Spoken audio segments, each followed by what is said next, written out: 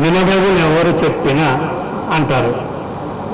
మన తెలుగు భాషలో మనకు ఒక గొప్ప అదృష్టం ఏంటంటే రకరకాల భాషల నుండి మనకి అనువాద సాహిత్యం తెలుగులో రావడం, మనం చదువుకోవడం అనేది అనాదిగా నడుస్తున్నది.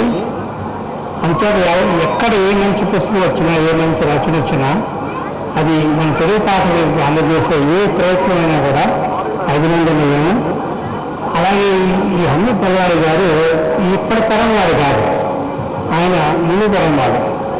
అంత ముందు తరం రచనలు కూడా మనం తెలుసుకోవడము, వాటిని ఆస్వాదించడము, వాటి ద్వారా అప్పటి సమాజాన్ని మనం అర్థం చేసుకోవడం సాధ్యపడుతుంది. అది ఇది ఒక మంచి ప్రయత్నము.